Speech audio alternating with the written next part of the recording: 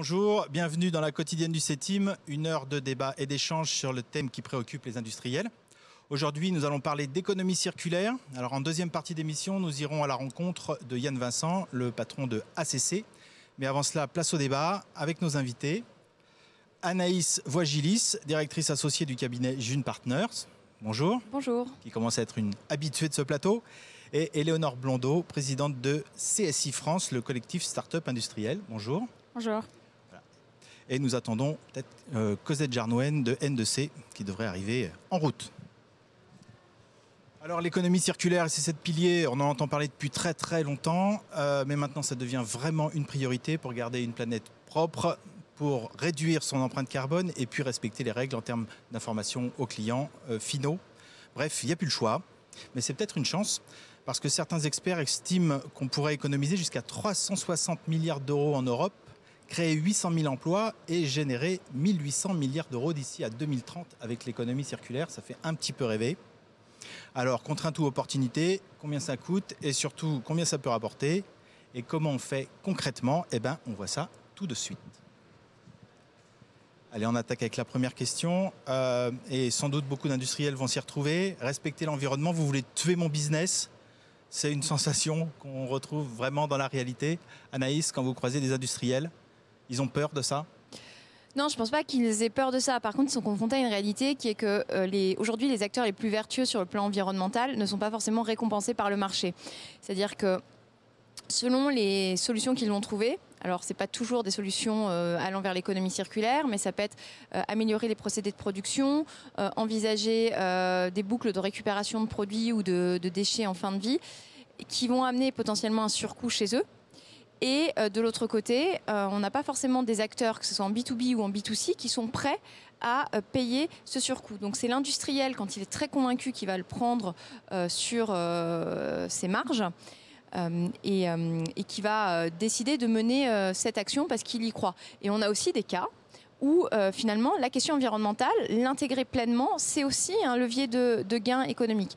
À la fois parce que finalement on va aller chercher à optimiser les procédés, qu'on va travailler sur des choses qui vont être très basiques, qui vont parler aux industriels, ceux qui connaissent bien le Lean, ça va être de la réduction de déchets, ça va être de réduction de pertes matières, ça va être tous ces leviers d'optimisation. On peut potentiellement aussi réfléchir sur le produit tel qu'il a été conçu, et là on va venir appliquer tous les principes du design to cost, travailler à la fois sur la conception du produit et ses spécifications, et normalement ça permet d'avoir des gains financiers, mais qui ont aussi un impact réel sur le plan environnemental. Donc finalement, au-delà de le voir comme une contrainte, parce que finalement on voit la question environnementale à travers les contraintes réglementaires, c'est aussi des opportunités business et d'amélioration des performances d'une entreprise au quotidien. Justement, la gestion des déchets, là, chez soi, c'est parfois un peu difficile de trier, on ne sait jamais trop trier. Dans les entreprises, on est en avance, notamment dans les entreprises mécaniciennes. On fait vraiment du tri. Et je pense surtout aux déchets de production, plus qu'autre chose, vraiment. Alors normalement, une majorité d'industriels a ces différentes bennes chez lui pour trier une partie des déchets. Malheureusement, le problème, c'est qu'on a une grosse partie des déchets aujourd'hui qui n'est pas recyclée, qui est tout simplement brûlée ou enfouie. Donc il y a des solutions qui sont en train d'émerger, notamment c'est ce que propose une start-up qui s'appelle Néolith, de gestion de ces déchets qui sont enfouis ou brûlés pour en faire des granulats qui sont à destination par exemple du BTP, dans une démarche d'économie locale.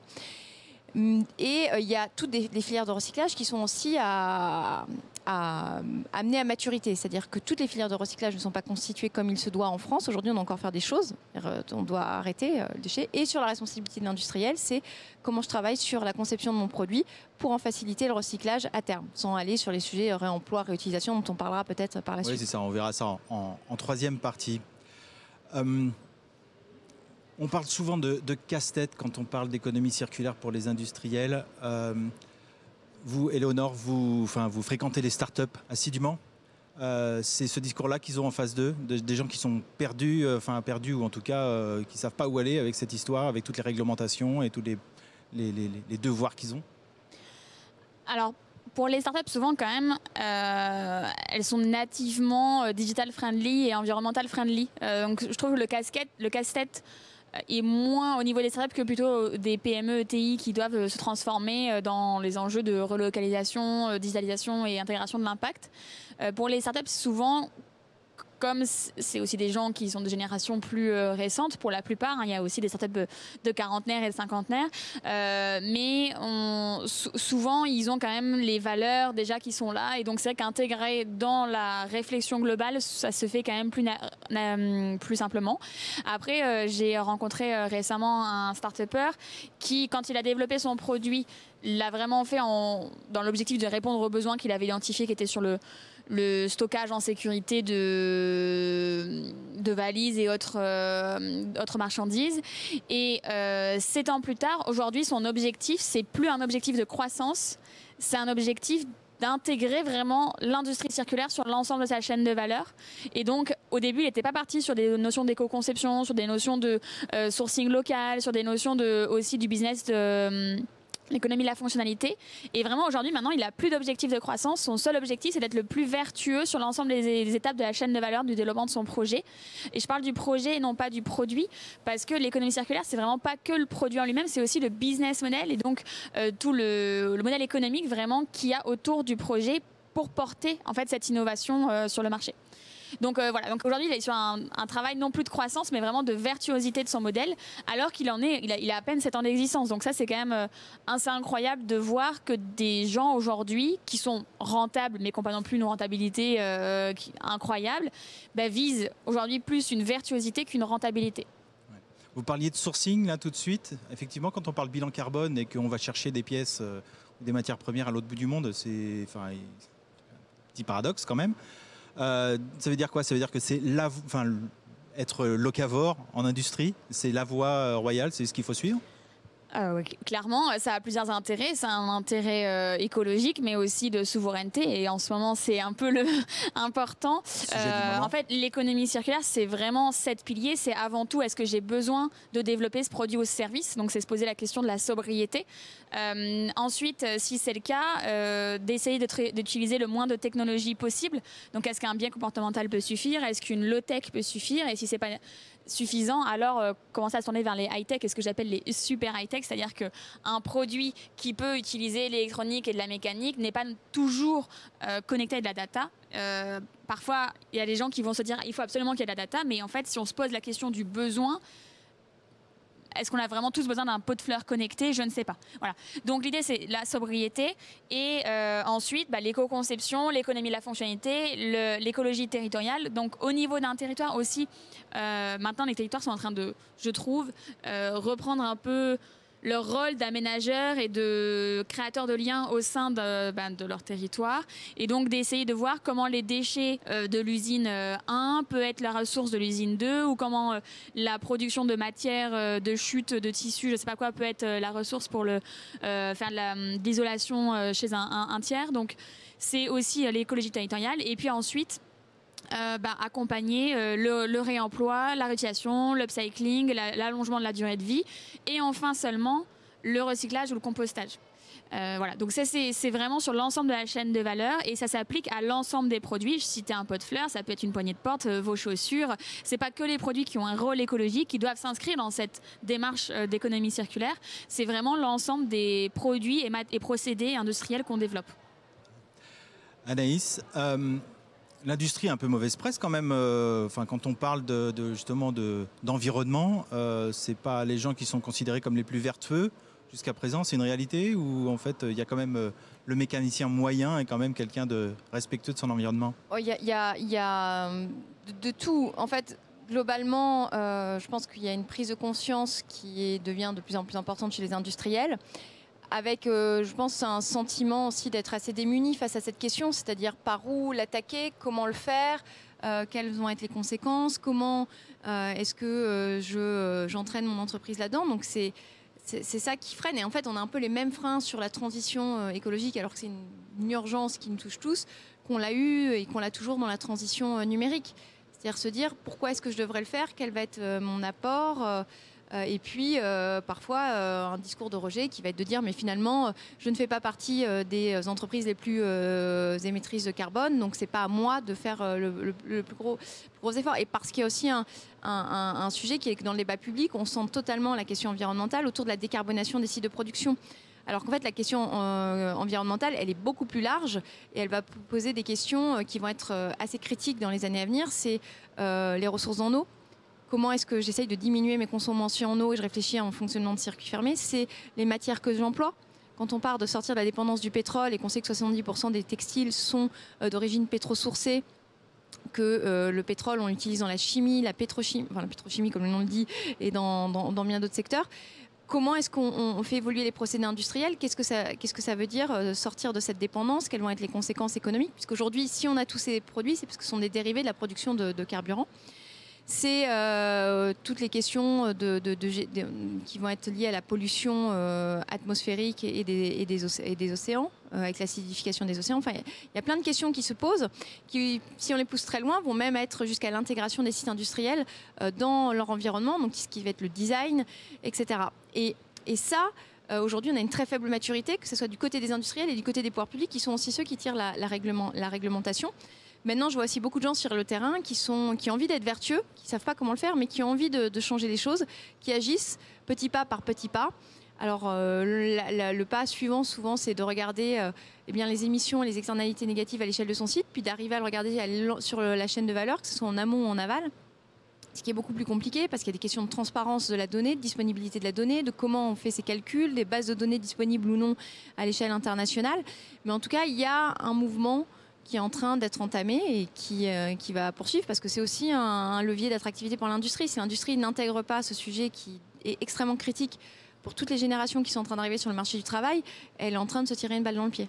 Ouais. Et si je peux me permettre d'ajouter, oui, c'est que en fait, de travailler sur un raisonnement d'industrie circulaire, ça permet aussi parfois d'arrêter certaines dépendances à des pays étrangers ou certains fournisseurs.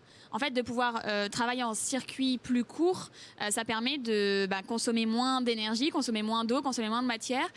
Et donc, forcément, de faire les économies du point de vue économique, d'avoir une amélioration écologique, mais aussi de réduire certains risques sur la chaîne de valeur des industriels. Et puis enfin, du point de vue de la souveraineté même d'un pays, ça peut vraiment avoir des vrais impacts positifs d'entrer dans une logique d'industrie circulaire. Et enfin, un dernier point que je voulais rajouter, c'est Sarah Korn qui nous l'avait dit à l'Hôtel de l'Industrie le 10 janvier dernier. Aujourd'hui, tous les acteurs qui sont plutôt à la base venus vers la transition écologique commencent à se rendre compte qu'on ne peut pas faire de vraie transition écologique sans faire d'industrie. Parce que l'industrie, c'est vraiment revoir le modèle de la société et de tout ce qu'on touche au quotidien et utilise pour se déplacer, pour se nourrir, pour se vêtir, pour se loger. Donc ça, c'est hyper intéressant. Ouais, l'industrie est au centre de la vie de la société et au centre de l'économie circulaire. On va voir si l'économie circulaire est au centre de la réindustrialisation. Je vous propose d'aller retrouver Steve Carpentier sur l'espace réindustrialisation responsable. Tous les jours, les visiteurs du salon, ils sont interrogés sur les grands enjeux de transformation de leur entreprise. Alors, Steve, bonjour. L'économie circulaire, on en parle sur cet espace? Bonjour, bonjour. Oui, on en parle, on ne fait qu'en parler. D'ailleurs, je suis avec Benoît Gauthier. Alors lui, il est carrément coordinateur de cet espace d'animation sur la réindustrialisation. Et puis, il y a des questions qui sont posées ici aux visiteurs. Quelles sont les questions du jour? Allez, vous nous en dites un petit peu plus? Bien sûr. Alors, en fait, il s'agit d'un espace essentiellement digital avec de nombreuses vidéos sur 4 piliers fondamentaux de la réindustrialisation, l'entreprise numérique, la transition écologique, l'organisation de l'entreprise et enfin sur le thème des nouvelles technologies qui contribuent à la réindustrialisation. Alors on parle de transition écologique et je dirais qu'il y avait une question qui était intéressante. En regardant ces vidéos, les visiteurs peuvent répondre à un petit sondage très rapide de questions basiques et notamment ce qui est pour eux le fait marquant dans la transition écologique. Et on a peut-être sans surprise des sujets techniques qui apparaissent, le recyclage avec 33% des répondants, la gestion des déchets avec 28% et enfin l'énergie avec 22%. Donc c'est manifestement les 3 thèmes principaux qui intéressent nos visiteurs. Donc on reste quand même bien dans la pratique industrielle et dans le cœur de vie de l'entreprise. Et dans l'actu évidemment. Et dans l'actu, tout à fait. Voilà Jean-Sébastien. Si au moins ce qu'on voit, c'est qu'effectivement on en parle dans l'industrie. C'est ce qu'on disait tout à l'heure, les industriels ouvrent les yeux sur l'économie circulaire et ça devient une préoccupation hyper importante pour eux. On va passer à notre deuxième question. Et là, on va essayer d'être un peu plus positif parce qu'on a parlé contraintes au début, mais on sentait quand même qu'il y avait du positif, qu'il y a des perspectives. Alors, l'idée, c'est de savoir qu'est-ce que j'y gagne quand je suis une entreprise manufacturière exactement. Est-ce que vraiment c'est un pilier pour se valoriser et pour gagner de l'argent? Aujourd'hui, si je prends l'exemple de la société, par exemple, Eternity System, c'est une activité qui est très dépendante de la consommation d'eau et d'énergie et qui travaille au millième de centime près dans les cotations et les prestations vendues.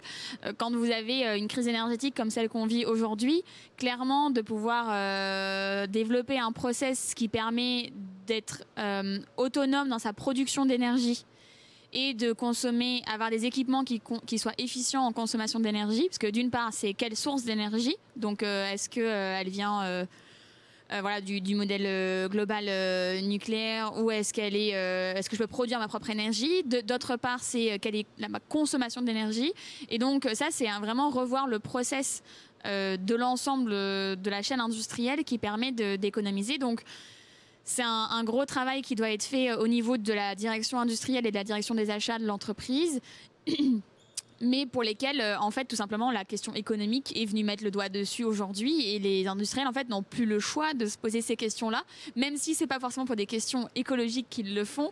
In fine, ça leur permet de faire des économies qui, derrière, même si la crise énergétique, on l'espère, un jour commence à se calmer, ces process-là seront inscrits et continueront et auront toujours un impact écologique qu'ils peuvent avoir. Ce qui est fait n'est plus à faire. Voilà. Quand on fabrique des produits finaux, on comprend bien un peu qu'on maîtrise à peu près toute la chaîne, donc ça peut être plus facile, notamment pour le sourcing. Quand on est au milieu de la supply chain, qu'on est un sous-traitant, Anaïs, c'est plus compliqué, ou alors il faut travailler justement sur ces idées d'économie, d'énergie. J'ai envie de dire, tout va dépendre du produit, parce que quand vous êtes en B2C, vous pouvez avoir aussi produire quelque chose qui va être extrêmement avec des acheteurs qui vont être très sensibles au prix, des consommateurs très sensibles au prix, et donc vous ne pouvez pas forcément réimpacter toutes les augmentations sur le consommateur. Alors si vous êtes sur un bien vital, ça peut passer parce qu'il va être obligé de continuer à acheter, mais avec des évolutions des comportements d'achat qui, en fait, sur le temps plus ou moins long, ne vont pas forcément être bénéfiques. Donc vont de toute manière obliger l'entreprise à se re-questionner sur son modèle économique. Et en B2B, en effet, vous avez la contrainte. Mais après, il y a plusieurs choses. Il y a à la fois ce qu'on peut faire en termes de réflexion sur le positionnement de l'entreprise, sur comment est-ce qu'on peut aller essayer de trouver des leviers de création de valeur en intégrant, par exemple, les principes d'économie de fonctionnalité, donc tout ce qui va être service associé au produit, ce qui va avoir mécaniquement un impact sur les volumes produits par l'entreprise, donc casser un peu les habitudes de l'industrie qui sont massifier la production pour abaisser les coûts unitaires de production. Donc ça va être potentiellement remis en cause si on va vers de l'économie de la fonctionnalité. Donc il va falloir trouver ces leviers de création de valeur. Et ensuite, vous allez, donc dans ce modèle économique, on va avoir des réflexions sur comment est-ce que j'améliore l'offre que je fais aux clients. Donc ça va être des mécanismes d'intégration verticale pour essayer d'être en position plus de force envers son client, notamment en B2B. Et ensuite, il y a tout ce qui va être toucher l'industrie, enfin les procédés industriels. Et là, on se rend compte qu'il y a encore des leviers de gains, à la fois sur la conception du produit. Donc, comment est-ce que j'arrive à produire un produit avec des caractéristiques techniques équivalentes mais moins chères. Et donc là, c'est tous les principes du design to cost. Et ensuite, il y a ce qui touche purement les procédés. Donc on peut regarder sur les chantiers Lean, mais finalement, c'est aussi toutes les briques technologiques de l'industrie 4.0. Comment est-ce qu'avec la data, on va améliorer la maîtrise des paramètres influents de production pour réduire certaines pertes de production. Ça va être tout ce qui va être lié à la cobotique, la robotique, l'impression additive, qui sont des leviers pour aller essayer de grappiller quelques points de performance. Mais il y a une chose qui reste une réalité, c'est qu'on est dans un contexte exceptionnel, mais l'exceptionnel, ça fait 2 ans qu'il dure maintenant, donc il pourrait continuer. Donc on va de toute manière avoir ces augmentations de prix qui vont toucher tout le monde. Et qu'on est sur la gestion de très court terme qui vient questionner comment on pilote sa trésorerie, etc. Et on sait que cette contrainte du court terme, elle est aussi nuisible pour la capacité à penser le temps long. C'est-à-dire qu'on essaye de préserver l'existant, d'essayer de vendre sans trop perdre, de maintenir les usines en fonctionnement, et qu'on est en train d'être dans une phase en fait, de transition. Et on ne sait pas encore vraiment là où on va atterrir. C'est comme pour la numérisation, en fait. Il faut basculer, mais pour autant... pas tourner le dos à tout ce qu'on a fait avant et réutiliser ce qu'on avait. En fait, d'ailleurs, un pilier de la. Le sujet, c'est basculer, mais basculer vers où? Et la bascule, si elle s'entraîne d'évolution des usages, elle est extrêmement angoissante, et pour les industriels, mais aussi pour la société. C'est que l'atterrissage, il n'est pas si évident que ça. C'est-à-dire en termes d'impact emploi, d'impact économique, le chemin reste à écrire. Et on a besoin aussi, c'est pour ça qu'on a besoin d'avoir une réflexion sociétale et d'engager toutes les parties prenantes. C'est que pour qu'on ait un atterrissage sain, il faut quand même qu'on le planifie un petit peu. Ouais, en fait, si je voulais ajouter un petit point, c'est qu'effectivement, c'est tout un écosystème qu'il faut réinventer, qu'on avait un peu perdu là, ces dernières années en France. C'est un écosystème où le financement est adapté. Typiquement, si on passe sur un modèle de la vente d'un produit à la location d'un produit, il y a un besoin de BFR qui peut se créer. Donc, il faut aussi des outils de financement pour financer ce BFR. Il y a donc la partie financement, il y a la partie aussi d'une offre immobilière adaptée au développement de ces nouvelles industries, d'un écosystème réglementaire aussi qui permette de gagner du temps dans les développements de nouveaux projets, et enfin d'avoir la ressource humaine adaptée, puisque aujourd'hui on a développé des wagons et des wagons de développeurs web ces dernières années. Et bien en fait maintenant il faudrait faire la même chose pour des caristes, des manutentionnaires, des opérateurs, des techniciens, des ingénieurs, et donc c'est vraiment un écosystème global qui va permettre de développer ces nouvelles industries qu'il faut en fait effectivement réinventer. Il ne suffit pas de les recréer, il faut les réinventer. On va justement, là on parlait de créer de la valeur avec dans de l'énergie, dans l'activité mécanique. Je vous propose d'accueillir Cosette Jarnouen de N2C. Est-elle là? Non, elle n'est pas là. Alors tant pis, alors on va aller plus loin, c'est pas grave. Ah, le salon est grand, et du coup c'est un petit peu difficile des fois d'arriver jusqu'au studio. On parlait donc, enfin si je résume un peu, pour faire de l'économie circulaire, on fait des économies, on essaye de créer de la valeur, notamment avec la donnée, on essaye de changer son business model pour finalement rebondir sur cette contrainte. Un des points, les deux points qui sont importants, c'est l'éco-conception, et puis la gestion du cycle de vie du produit. C'est vraiment une réalité dans les boîtes. Est-ce qu'il y a vraiment une demande? On voit qu'il y a des startups qui se lancent là-dessus. C'est une vraie demande des industriels. Ils sont moteurs? Je ne dirais pas que c'est une demande des industriels, je dirais que c'est une demande plutôt de la société en règle générale. En fait, aujourd'hui, typiquement même dans la réindustrialisation, l'objectif, c'est pas de faire de l'industrie pour faire de l'industrie ou de faire du digital pour faire du digital. Ça n'a pas trop d'intérêt. L'objectif, c'est de dire, aujourd'hui, on a des besoins de société dont on vient de prendre conscience, c'est-à-dire qu'aujourd'hui, lors de la crise sanitaire, on n'a pas été capable de produire les ressources dont on avait besoin pour se prémunir de ce virus. Donc il faut effectivement recréer un écosystème qui permette de ne pas être dépendant sur les aspects de la santé, sur les aspects énergétiques, sur certains composants. Aujourd'hui, on est vraiment dépendant de certains pays étrangers pour notre viabilité en tant que société. Donc ce qui est important, c'est effectivement de partir du besoin de la société, des consommateurs, mais plus globalement vraiment de la nation, j'ai envie de dire, et de voir et aujourd'hui la nation, et donc elle fait partie du monde qui est dans une crise écologique et sociale très forte, et donc c'est comment réussir à contribuer à répondre aux enjeux de cette crise, en même temps à répondre aux enjeux de dépendance et géopolitique qui peuvent exister via la transition digitale dans l'industrie et la réindustrialisation. En fait, c'est plutôt comme ça qu'il faut regarder. On part du besoin de société qui est de préserver l'humanité du fait des enjeux de la transition écologique et sociale. 2, de s'assurer que si elle est préservée, cette humanité, elle arrive à cohabiter sur une même planète. Et 3, que, comme je le disais, tous les besoins primaires de la population en fait soient répondus.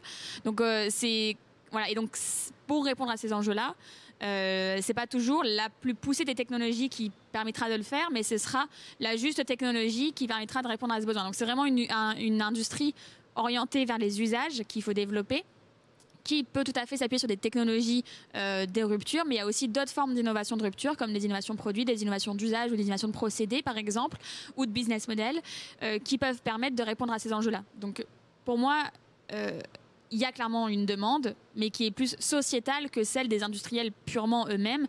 Mais pour beaucoup, ils ont quand même de plus en plus la volonté de s'inscrire dans cette transition. Et donc, parfois, on critique un peu les institutions politiques ou les institutions privées, comme quoi c'est des grands méchants loups du capitalisme. Mais moi, je connais des chefs d'entreprise industriels qui sont beaucoup plus engagés dans l'intérêt général que certaines institutions publiques. Voilà.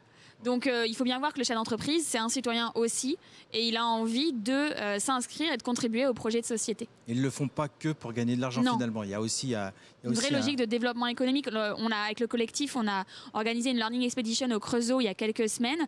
On a un propriétaire de foncier immobilier qui est prêt à financer à titre personnel la réhabilitation du site, parce qu'il sait que s'il réhabilite ce site, ça va pouvoir faire l'attractivité pour des PME et des startups sur ce territoire-là, ce qui va permettre de créer des emplois sur ce territoire, créer une infrastructure aussi de mobilité adaptée. Et donc, il a vraiment qu'une envie, c'est de contribuer à cette activité économique. Ouais. Et il le fait sur ses fonds propres. Créer un cercle vertueux autour de ça, pas si facile quand même. Enfin, en tout cas, s'il y a des initiatives, tant mieux. Il faudrait que ça se multiplie. Il y a 2 mots, moi, qui m'intéressent beaucoup quand même dans ce domaine-là. C'est upcycling, même si c'est pas si facile à dire, et puis réutilisation. Ça, c'est plus simple. Anaïs, c'est des mots que connaissent les industriels, c'est des choses que vous conseillez aux industriels? Alors, c'est des mots qu'ils connaissent. Il faut se le dire, il y a encore vraiment une très faible maturité sur le sujet, que ça soit sur le réemploi ou le recyclage ou tout ce qu'on peut envisager sur la fin de vie d'un produit. En fait, aujourd'hui, on est pour beaucoup de produits, sur des produits qui sont envisagés selon l'idée qu'ils vont être créés, utilisés, jetés, notamment dans beaucoup d'industries de l'emballage, où on voit que beaucoup d'emballages sont utilisés une fois et avant d'être jetés, et beaucoup ne sont pas recyclés. On regarde la composition matière qui rend ça difficile. Et c'est comment est-ce qu'on les amène à dire très bien, j'ai un intérêt pour notamment réduire mes consommations de matière et donc in fine peut-être réduire mes coûts, de se dire eh bien mon produit, soit je le pense en réutilisable et réparable comme ce que fait Seb, c'est-à-dire se dire que le produit dans l'électroménager demain il n'est plus destiné à être jeté quand il tombe en panne, mais qu'on doit pouvoir le réparer pour allonger sa durée de vie. Et ça peut devenir un argument marketing et un argument de vente. Mais ça, il faut le penser aussi en termes de gestion des pièces détachées, même s'il y a des contraintes réglementaires. C'est qui assure la réparation? Est-ce que ce sont des personnes agréées? Est-ce qu'on crée des centres de réparation? Comment on pense ça? Et puis après, il y a la récupération du produit en fin de vie. Et aujourd'hui, très peu d'industriels récupèrent les produits en fin de vie. Finalement, ils arrivent dans soit à la poubelle, soit dans des décharges. Et donc, le recyclage est effectué par ces filières-là. Alors qu'ils pourraient avoir un intérêt à les récupérer pour réutiliser certaines pièces ou certaines matières pour les remettre dans leur boucle de distribution. Ça, on a quelques acteurs qui commencent à le faire. On a 1083, par exemple, qui le fait en proposant le jean infini. Donc, il le récupère à la fin de vie pour récupérer ensuite la fibre dans une usine qui vient de racheter dans les Vosges, Tissage de France. Donc on voit qu'il y a des prémices, mais ça reste encore trop faible. Et puis la dernière étape, c'est que si on n'a pas des produits qui sont recyclables ou enfin pas recyclables, réutilisables ou réparables, c'est avoir des produits recyclables. Et ça se pense dès l'étape de conception. C'est-à-dire que les ingénieurs se disent que le produit doit avoir en tout cas la matière doit avoir plusieurs vies. Et ça, c'est quand même un changement de manière de penser et de concevoir le produit. Paradigme. Totalement. Mais toute l'histoire de l'industrie, aujourd'hui, quand on parle de réindustrialisation, c'est uniquement des changements de paradigme, c'est casser les habitudes. Et si vous voulez, on a les industriels qui travaillent, donc c'est toute la partie offre, et puis aussi tout le travail sur la demande, et donc pousser les évolutions.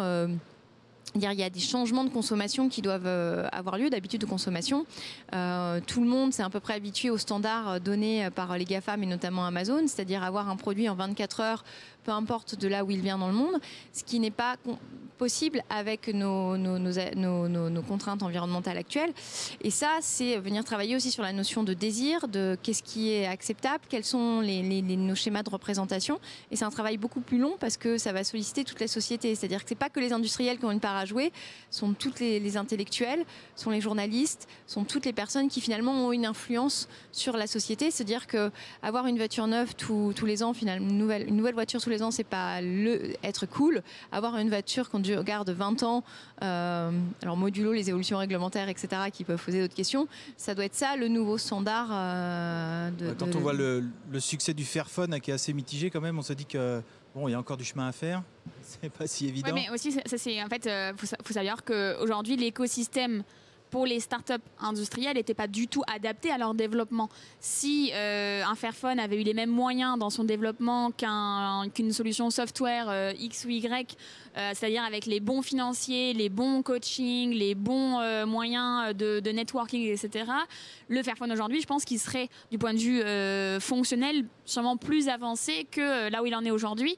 Et aujourd'hui, quand on prend n'importe quel startup industriel qui a réussi à arriver à la phase de scale-up, où ils ont réussi à produire en série, mais en fait, ces gens-là, il faut prendre un peu de recul et voir parmi toutes les barrières qu'ils ont dû traverser pour réussir à atteindre cette phase-là. Aujourd'hui, c'est vraiment, ça relève de l'exploit d'en arriver là.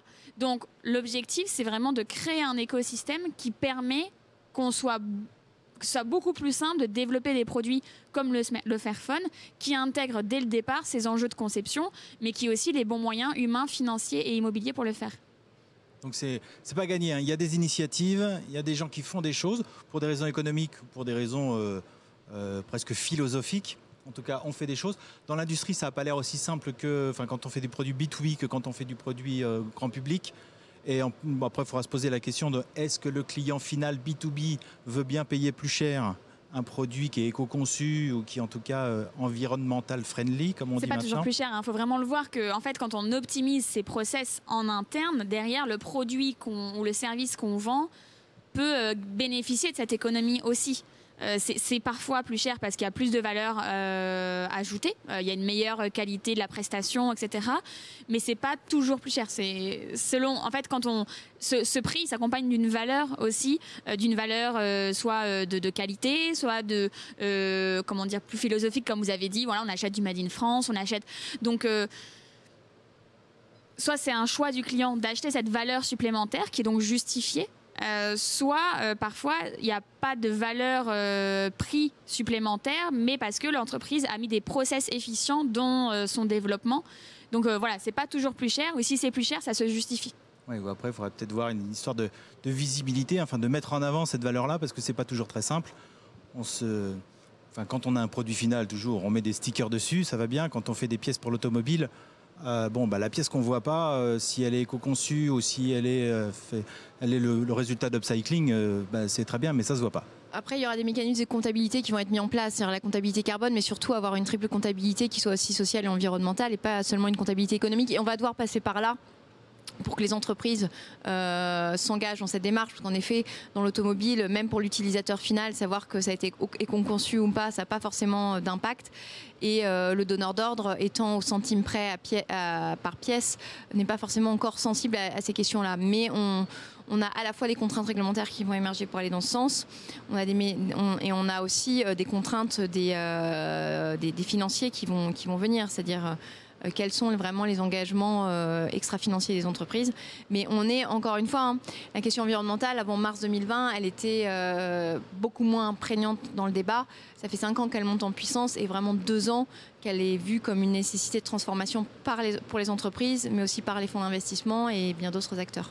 Une opportunité de transformation. C'est pas qu'une nécessité, c'est aussi une opportunité en fait, de se réinventer, de développer des nouveaux marchés. Voilà. On le voit, hein, c'est quelque chose d'un peu nouveau, mais en tout cas, il y a encore beaucoup de travail. Surtout, en plus, on pourrait se poser la question si, tout bonnement, une des solutions, ce ne serait pas de moins consommer, hein, comme on le fait au quotidien. Ah, mais ça, c'est un peu un autre débat. Je ne sais pas si l'industrie est capable de ça. C'est l'heure de retrouver Steve Carpentier sur un des stands du salon. Et cette fois, on va à la découverte de Quatrium sur le stand Film7Team. Steve. Oui, Jean-Sébastien, effectivement, vous parliez de choses qui se voient et d'autres qui ne se voient pas. Alors là, ce qu'on voit, c'est ça, c'est Quatrium. Hein, on est effectivement sur le stand du C-Team, sur l'espace Quatrium, avec qui déjà il va se présenter tout seul, tiens. Bonjour, Stéphane Maniglier du C-Team. Je suis pilote plateforme Quatrium pour le C-Team en Auvergne-Rhône-Alpes. Voilà, donc c'est lui le patron de cet espace. Alors, c'est écrit en bleu, en grand. Qu'est-ce que c'est Quatrium ? Quatrium, c'est un réseau de plateformes d'accélération technologique qui vise à présenter l'industrie du futur aux industriels, notamment aux PME, et à les accompagner dans la découverte et le déploiement des technologies de l'industrie du futur au sein des entreprises. Alors concrètement, comment ça se passe? J'ai cru comprendre qu'ici, c'était presque un aéroport, il y avait une salle d'embarquement. Qu'est-ce que c'est que cette histoire encore? Alors, en fait, dans Quatrium, on a identifié que les entreprises avaient un besoin de s'acculturer, de connaître un petit peu les concepts de l'industrie du futur, de mieux les connaître pour mieux identifier ceux qui pourraient les intéresser, que ceux qui seraient utiles à déployer chez eux. Donc ce qu'on va faire, c'est qu'on va accueillir nos industriels dans une zone dite d'embarquement, dans laquelle on va leur présenter, à travers différents démonstrateurs, les technologies d'industrie du futur. Ce premier rendez-vous, en fait, nous permet de vraiment prendre le pouls, d'essayer d'établir un diagnostic et d'identifier et de présenter certaines technologies qui pourraient être intéressantes. Je parle de technologie, mais ça peut être lié à du management, ça peut être différentes briques technologiques qui sont d'ailleurs présentées ici sur le stand, sur lesquelles nous allons informer les industriels, leur donner des identifications claires, des avantages, inconvénients, des conditions de mise en œuvre de ces technologies, afin de les aider à les choisir. Au-delà de cette zone d'embarquement à proprement parler, sur laquelle on va pouvoir parler et leur présenter des outils sur les démonstrateurs, on va raccueillir les industriels cette fois-ci sur nos ateliers, dans lesquels on a équipé nos machines de ces briques technologiques, de façon à permettre aux industriels de toucher du doigt beaucoup plus facilement l'intégration de ces outils et de voir leur fonctionnement, de les voir en opération, de façon à ce qu'ils puissent s'imprégner beaucoup plus de leur fonctionnement, de savoir ce qui va pouvoir les intéresser et comment on va pouvoir, nous, mieux les guider en fait, dans le choix de ces technologies et dans l'intégration de ces technologies chez eux. J'ai oublié de vous demander, ça veut dire quoi Quatrium, et pourquoi Quatrium? Alors Quatrium, c'est un nom de marque en fait, qui nous permet de différencier un petit peu ce réseau d'accélération, de plateforme d'accélération du reste. Donc quand je parle de réseau, en fait, on a une plateforme Quatrium à Senlis, une à Nantes, une à Mulhouse et une en Auvergne-Rhône-Alpes répartie sur les deux sites qui sont Saint-Étienne et Cluses, qui sont deux sites du CETIM. Quatrium, c'est une contracture de l'Atrium, donc le lieu où les gens se rencontrent, où on se présente, où on échange, et puis du mot 4 avec les 4 piliers de la transformation, etc. Et les 4 plateformes également du CETIM. D'accord. Jean-Sébastien, est-ce qu'on a un moment, un petit temps encore pour parler d'économie circulaire? Parce que c'est aussi un thème abordé. Mais bien sûr, Steve. Allez, je vous donne une minute et demie. On va aller... Allez, 1 minute et demie. On va aller se déplacer avec Pierre, notre cadreur. On va se déplacer vers ce qui est un démonstrateur sur le thème de la transition écologique et énergétique. Alors dites-nous un petit peu comment ça fonctionne. On a, allez, 1 minute. Alors en 1 minute. Donc nous avons différents démonstrateurs que nous pouvons utiliser pour présenter ces concepts d'industrie du futur aux industriels. Il y a derrière moi pour l'instant le démonstrateur industrie du futur dans lequel vous voyez l'intégration des briques technologiques et des informations sur ces briques. On a le même démonstrateur sur la T2E, transition écologique et environnementale, dans lesquels on va présenter également de la même façon aux industriels les avantages de toutes ces technologies liées à la transition énergétique et environnementale. On va par exemple parler de l'économie circulaire dans ce démonstrateur, indiquer les bienfaits de l'économie circulaire pour les industriels, ce qu'ils vont pouvoir en retirer, les conditions de mise en œuvre, les outils disponibles également pour s'intégrer dans ce concept de transition énergétique environnementale et bien entendu d'économie circulaire. Voilà. Donc tout ça sur la base de démonstrateurs et après notre objectif c'est d'accompagner les entreprises à l'intégration au déploiement de ces outils chez elles en rédigeant leurs feuilles de route, en les aidant à rédiger ces feuilles de route et en les accompagnant jusqu'à l'intégration, ce qu'on appelle le kilomètre zéro, donc le lancement de ces briques et de ces différentes technologies chez elles par l'aide au choix des prestataires, donc des offreurs de solutions, notamment au travers du site Boost French Fab, donc qui met en relation des industriels français offreurs de solutions et des demandeurs, et puis au travers des compétences des équipes du CETIM et de ses partenaires. Donc toujours épauler l'industrie française. Toujours l'objectif d'épauler l'industrie française et de réussir la transition des entreprises et notamment des PME vers l'industrie du futur pour assurer la compétitivité, la rentabilité et la productivité des entreprises. Voilà. Dernière question, qu'est-ce qu'on fait pour en savoir plus ? Eh bien, pour en savoir plus, n'hésitez pas à nous contacter, le CETIM, soit au niveau SQR, soit en vous connectant sur le site du CETIM et en regardant la landing page liée à Quatrium. Voilà, merci Stéphane Maniglier. Merci beaucoup. Merci beaucoup. À vous, Jean-Sébastien. Merci beaucoup, Steve. Et puis, si on veut en savoir plus, on peut aussi aller sur le stand du CETIM. Allez, on est de retour sur le plateau avec notre invité du jour, Yann Vincent. Bonjour. Bonjour. Vous êtes directeur général de ACC, Automotive Sales Company. C'est cela. Alors l'activité de votre entreprise, c'est assez simple parce qu'elle est écrite dans son nom finalement. Hein. Mais dites-nous en plus exactement. Qu'est-ce que c'est? Quelle est son histoire? En fait, ACC a été créé il y a maintenant presque 2 ans pour construire l'industrie de la batterie en Europe. Donc pour concevoir des batteries pour automobiles et les produire. En partant d'un constat qui est extrêmement simple, qui est que nous voulons que le transport par automobile se transforme, aille vers du véhicule électrifié. Or aujourd'hui, quasiment toutes les batteries sont produites en Asie. Et donc il y a une nécessité de développer cette industrie pour permettre à nos constructeurs européens de se développer, de faire leur transition énergétique. C'est ça l'objet d'ACC. C'était le fameux Airbus des batteries. Ouais. Oui, en fait, cela consiste à dire nous devons au niveau européen, construire cet écosystème qui va permettre une certaine indépendance.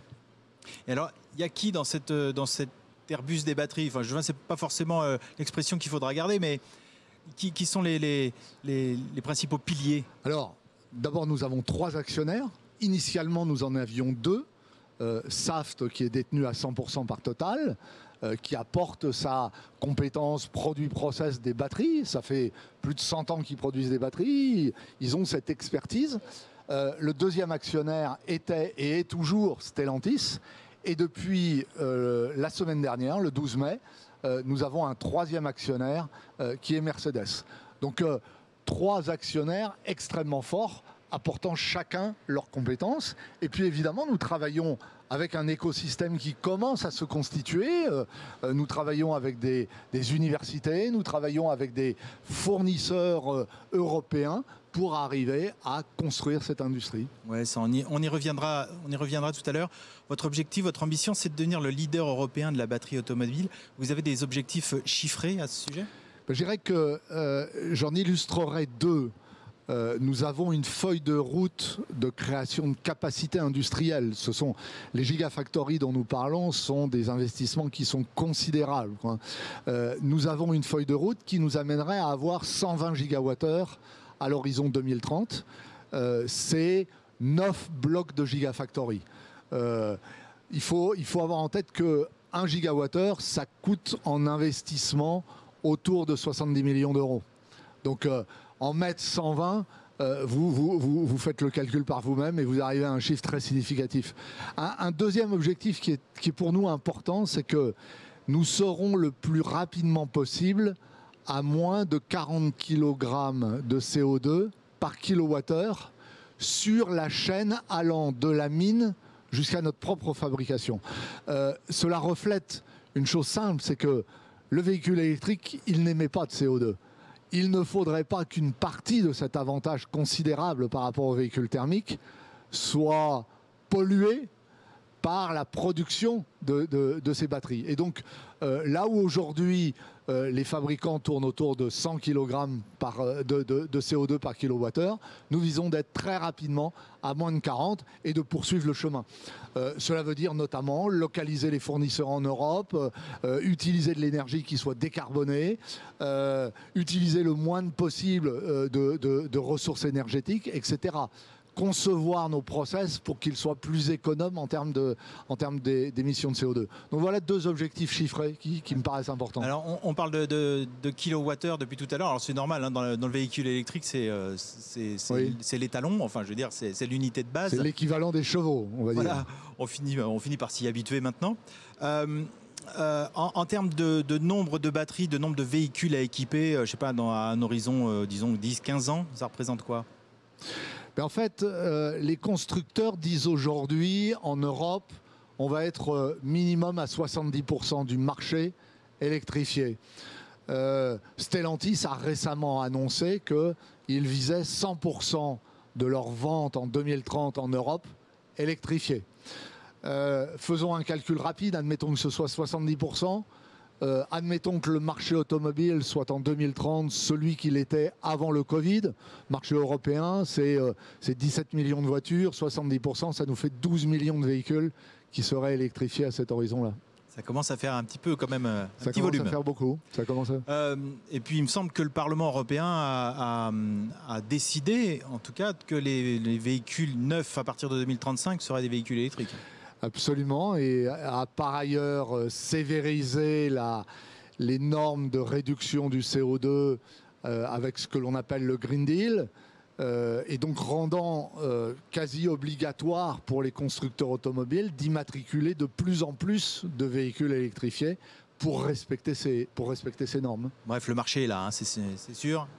Le marché est là pour autant que l'infrastructure suive. Parce que c'est une des craintes des consommateurs de ne pas pouvoir se recharger et pour autant que le prix du véhicule électrique baisse, se rapproche du prix d'un véhicule thermique. Ouais, même si on n'a pas encore l'habitude du total cost of ownership à la maison. Non, tout à fait.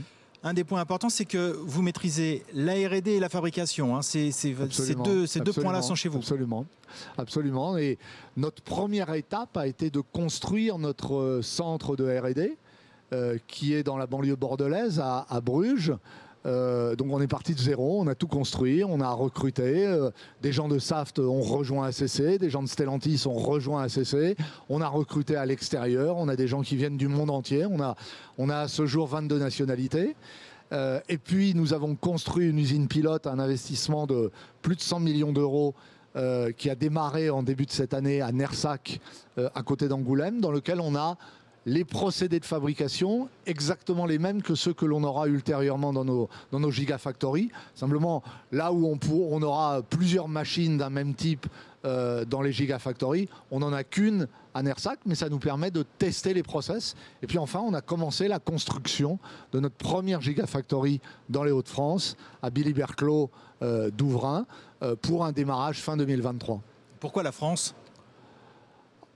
Là, on s'en réjouit. Hein.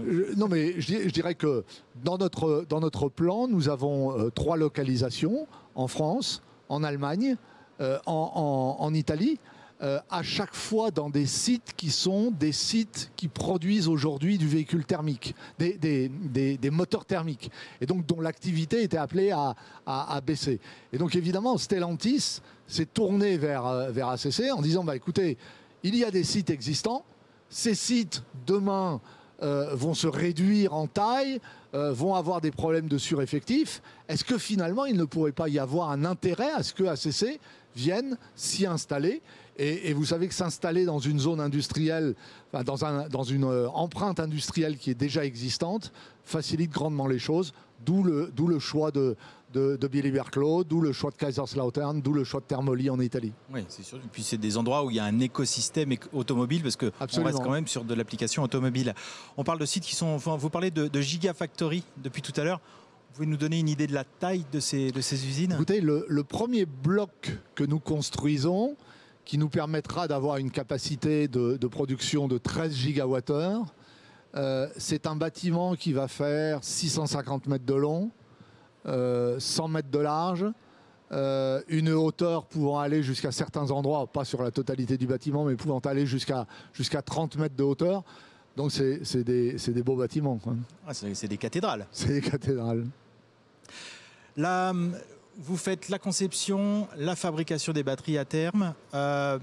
Aujourd'hui, on est sur l'émission qui est focalisée sur l'économie circulaire. Donc forcément, on s'intéresse à ce qui va se passer en fin de vie des produits. Ça rentre aussi dans votre champ, le recyclage, ou en tout cas le traitement de ces batteries ? Le recyclage est évidemment une question fondamentale pour nous, même si la responsabilité du recyclage des batteries en fin de vie incombe aux constructeurs automobiles.